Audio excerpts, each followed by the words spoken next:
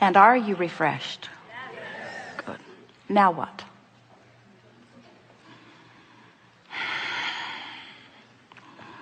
Standing on your chair does not really help. On the aisle. Stand if you think it's you. Yes, come forward. Yes.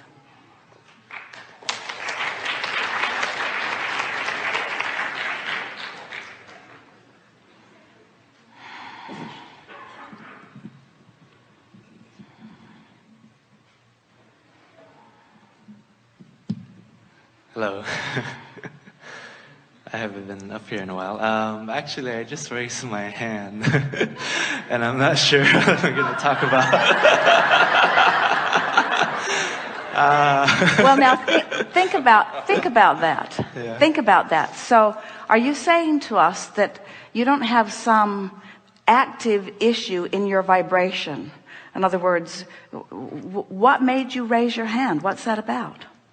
Maybe the last few times I came, I had wanted to talk about something, but I guess it's still there, but it's not as big a deal as well, it was we're last not time. trying to extract problems from you.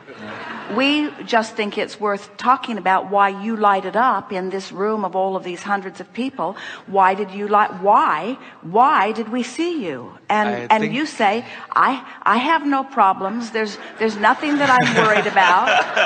Things are going pretty well for me. I'm glad to be here. And so well, that's mainly it. I'm feeling good, and I raised my hand, and you looked at well, but we're glad you're feeling good. Now yeah. Get out. Well, let's talk about something then. The last few times I've been coming here. You see, there's not really a reason for us to have a conversation. Okay. It's all right. It's all right for you to rendezvous with Source and say life is good. Yeah. What makes you think that when you have access to this vortex that you need to fix something? That's true. Yeah. Good. Go away.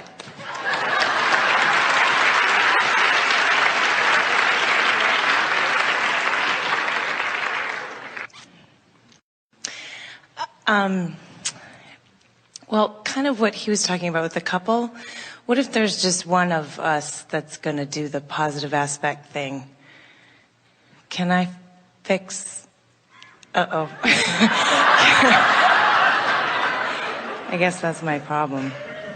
Well, it better be enough because it's all you've got. Right. In other words, and we really want you to hear that. In other words, yes, of course it's enough. That's what the power of influence is. But what keeps it usually from working is that when your interpretation of your relationship is, I'm willing to do the work and you're not. Now there's an expectation in your vibration that prevents you from rendezvousing with the part of the relationship that you want to rendezvous with. And so we know it's really why we spent so much time in our opening remarks here today. We know that when there is a reality that is occurring, it gets your attention. We just want you to decide that you're not going to let the reality of the relationship as it is right now dominate the way you think and feel about it. And if you don't let what is dominate the way you think and feel about it, then you can become a vibrational match to everything that you've carved out of it. In other words, there are so many. Often people will say, my second marriage was better than my first, or my third was better than the first two, or my fourth were better than the first three. In other words, people are often moving on. And the reason that it gets better and better is because with all of that sifting, they are asking with greater clarity. But it isn't until they stop focusing upon the part of it that they don't want that they become a vibrational match to the part of it that they do want. So, yes, in answer to your question, one who is in the vortex, consistently aligned with the relationship that you really want, has the power of influence to evoke or to attract the other more and more often into the vortex too. But we don't want to leave you thinking that this creative work is about you adjusting your vibration so that you can change the behavior of others.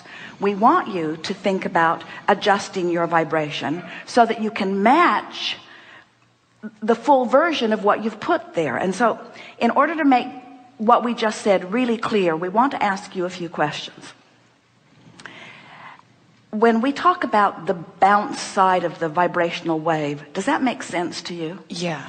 So does it make sense to you that while you may be looking at aspects of your partner or of your relationship that are unpleasing or troubling, does it make sense to you that there is a proportionate, improved relationship that is forming in this vibrational reality because of that clarifying, contrasting exposure?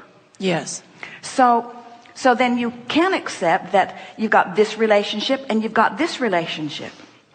So the question, the answer to your question, but the question that we want you to ask yourself is, if you believe that you've got two relationships going, now we know this one's more compelling, this is the one that comes home at night, that we know that this is the one that you can see and hear and smell and taste and touch. But if you accept that you have two relationships, one that is past tense and one that is really present tense, and you decide that you're going to tune to the present tense relationship, you're going to tune to the one that feels good, you're going to align to who you are and to all that you've created here. When you accept that, then it is our promise to you that one has to become this one. The manifestation has to become the same. Now hear the difference in the important question that you ask. If you believe that you have to stand in the current relationship and through your words and action convince another to be different, now you've lost your power because you had to leave the vortex in order to accomplish that.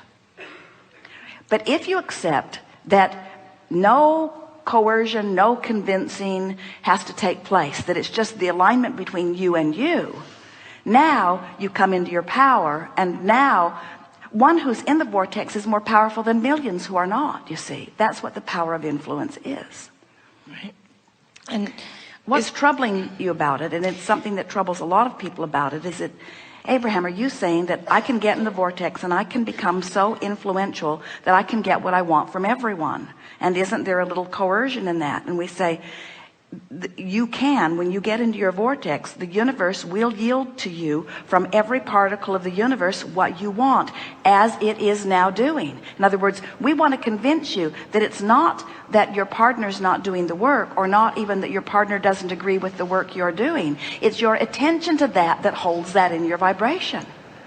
If your partner has 5 characteristics that you really like and 5 that you don't like, and you would get into the vortex where only the ones you do like are, and you would train your vibration, your attention, only to those aspects that you like, the 5 that you don't like would not become part of the mix of your experience. But what happens with most people who are facing reality is that you focus on the stuff you like, that you focus on the stuff you don't like, you keep it all active so it all keeps coming.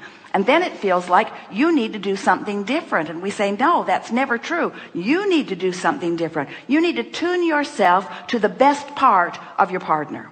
And when you tune yourself to the best part of the other, what happens is you join forces with the energy that creates worlds and law of attraction, this powerful engine of the universe who is gathering all cooperative components, brings the cooperation right to you. And this is the thing that is so fun to tell people like you who have really good relationships going on, is that it's not just that the universe is going to reach out and find another partner who is more cooperative to you and bring it.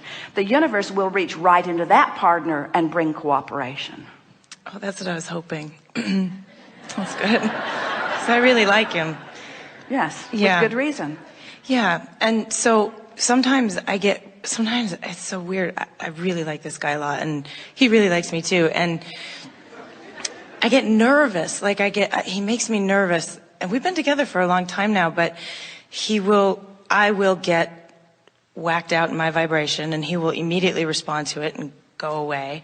And then I will relax, and then he'll immediately come back. Well, we would like to tell you the secret to attracting a partner who consistently feels more comfortable with you. When your dominant intent is alignment with who you are. So you're taking out of the equation any pointing at him to change. He's going to really like hanging around you. When you completely accept the responsibility for your own happiness, oh man, he is going to enjoy that so very much, you see.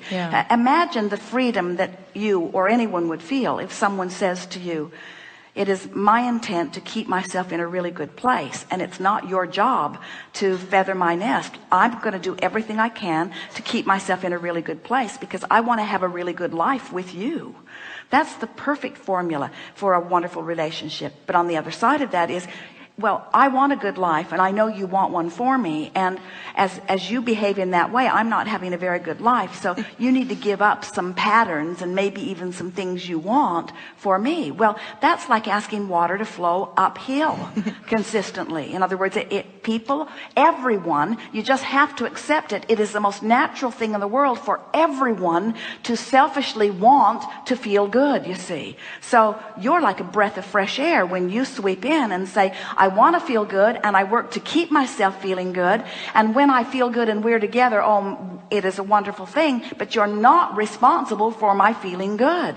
The majority of relationships that break down are because, and of course it's never accurate or appropriate to throw a blanket over anything and call it all the same, but very often women feel insecure, and so they ask for changes, and men want freedom, and the more insecure she feels, the more freedom he doesn't feel, and that is the basis of most broken relationships. And that's why when you get out of whack in your vibration, your words, when you're out of whack and therefore not feeling good, then all that stuff, he starts thinking that he needs to do something different, which he doesn't want to do and often can't do, or he thinks that you think he should. And if you can make it very, very clear, I'm out of whack and it doesn't have anything to do with you, I got to get myself into alignment, because if there's one thing that I promise myself every day, say to him, it's that I'm going to be as in alignment and therefore as feeling good and therefore as clear-minded and as fun and as full and as frisky as I can be as I interrelate with you. He's going to love hearing that. And then as time goes on and he sees you in one of your off moments, he'll say, you need some space, don't you? In other words, because somebody that says, what can I do? That's headed for trouble. If you've got a partner that every time you're out of whack says, what can I do to make it better? You have to say to them, run and save your own life.